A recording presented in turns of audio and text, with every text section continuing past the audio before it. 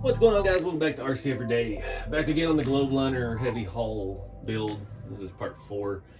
I need to look at the suspension. So I got you at this angle here. It's hard to tell with the camera lens, but it is setting a little low in the front. Now we could lift the body, and that's a fairly easy thing, but the bumper is going to stay low. And this is, this is not the stock suspension in the rear. And I guess it sets a little bit higher because it's more of a heavy-duty truck style suspension, so it makes sense it would lift it a little bit. We've got everything sitting pretty straight now, but to run these super wides in the front, I need another 3 or 4 millimeters in lift, and we've got to get it from the axle. So I've got some ideas. I've seen some print files for like some lift spacers. The tricky thing with that is the shock situation. So let me pull the body off of here, and I'll show you what I'm talking about. All right, so what we've got, the U-bolts, this bracket back here, it bolts to the axle itself. That's why those axles all have one side threaded. Yeah, shock mounts to that on the other side of the leaf spring. The leaf spring goes through that bracket.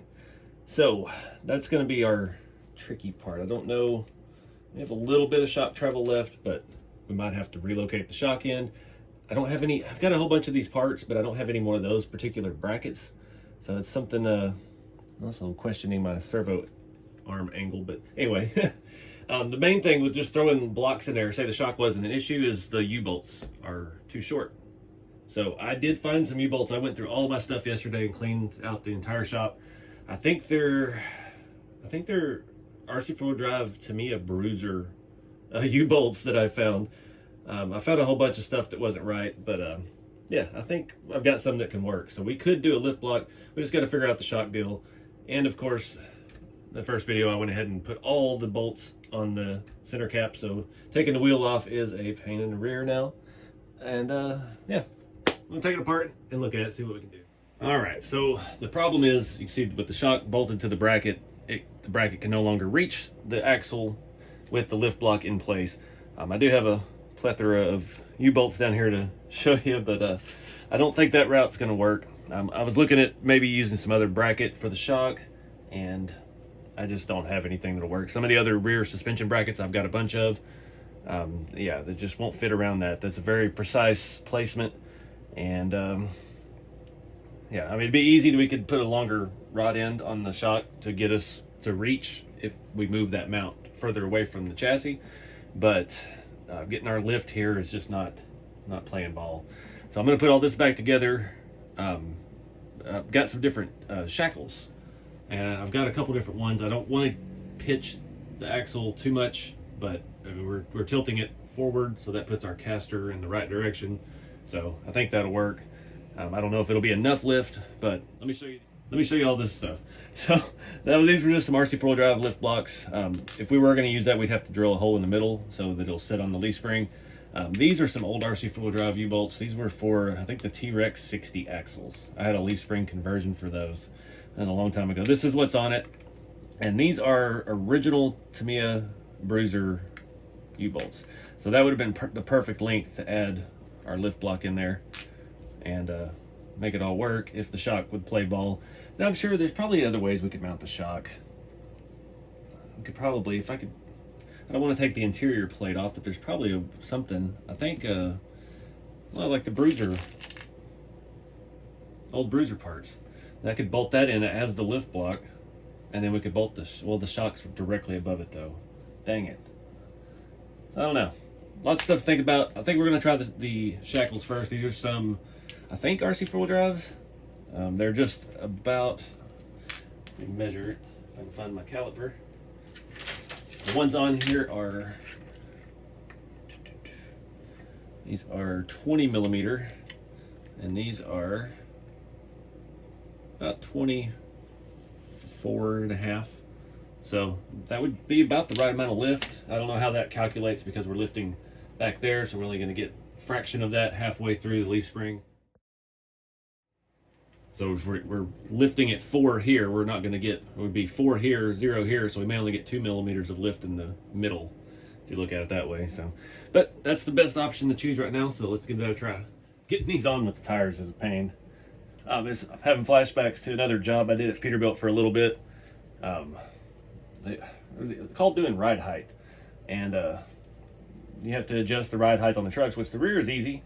That was a separate job. You would run around with basically a digital level, and you just would adjust the length of the rod on the rear air suspension. So you knew this suspension and this tire. You look up, it had a spreadsheet, and it would show you, well, this setup should be this degree pinion angle and this and that. And if the pinion angles were so bad on the axles, they would have to go and do further adjustments on it. But yeah, you would just adjust the ride height to get the pinion angles where they needed to be, and then boom, that's where the truck's set. But the front axles were different. The front axles, they actually pulled those into a bay, and they measured everything over there in that area.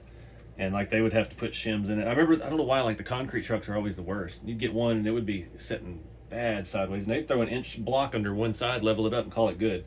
And that just blew my mind. A brand new truck that cost a lot of money, they would just throw a lift block on one side of the front and say, yep, it's level. Pretty sketchy. And the amount of zip ties that hold trucks together these days. Get these all snug back up. Already bolted the shock bracket back on.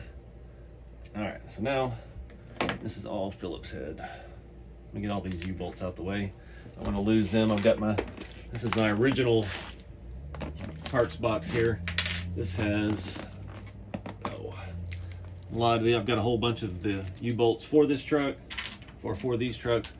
I still have some newer bruiser parts, those little shock things that we didn't put on the back, a bunch of the other rear suspension brackets. And yeah, this was the OG storage bin. This is the one that started it all. And this one over here is the RC 4-wheel drive only box. We've got all that old school leaf spring or U-bolt set for those T-Rex 60 axles. Just a bunch of stuff, mainly just some body mounts and tons of TF2 and Galan2 shock mounts and stuff. This one I hadn't had out in a while. This was a stripped down Tamiya bruiser. I found a couple of the U-bolts in here, but I only had 2. But yeah, this line of original parts from the 80s. Just chilling on the shelf in there.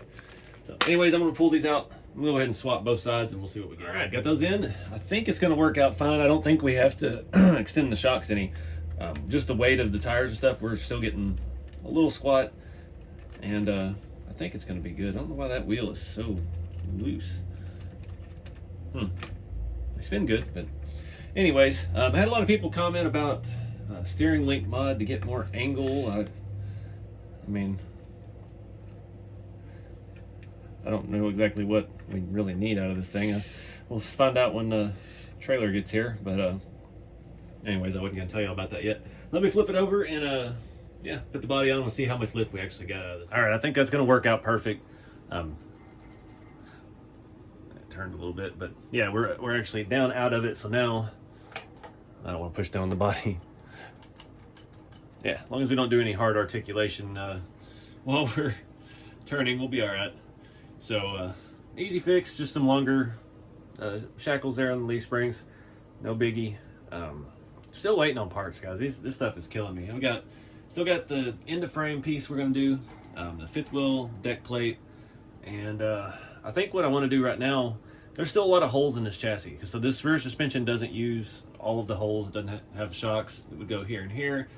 I'm trying to remember what even mounts up there. I'm having flashbacks to Peterbilt again because I spent a lot of years on the rear axle tracking, and all the trucks, certain suspensions have these 2 holes right above the axle, and depending on what kind of suspension it was, they had track rods, and you'd get certain links, and you'd put it in there, you'd bolt it to the axle with spacers to kind of get the tracking set, the left to right, and like one would bolt on this side, one would bolt on the other side.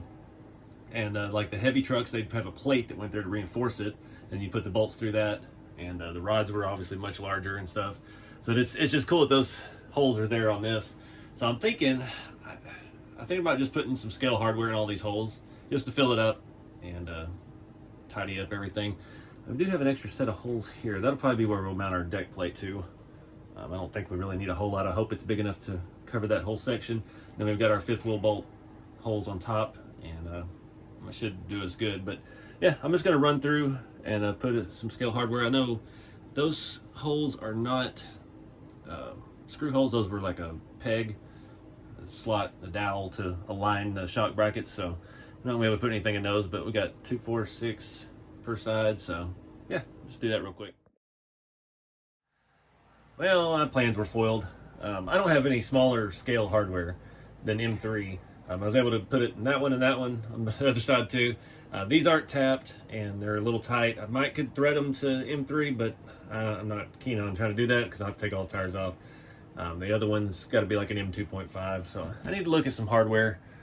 Typically the crawlers, RC4 drive stuff I build, my kits, mostly everything is M3, so I've not had much need for smaller scale stuff, but these trucks like to push the boundaries on tiny hardware. So I had those little M2 scale bolts we used for the steps in the last video. And yeah, also, if you remember from the last video, mounting the tanks up, I did use these slightly modified brackets because I didn't order enough, and I found 2 parts trees in my junk bin that had those on it. So we could go back and swap them, but I'm really not worried about it. It doesn't stand out, and we have to cut them and modify them anyway. So yeah.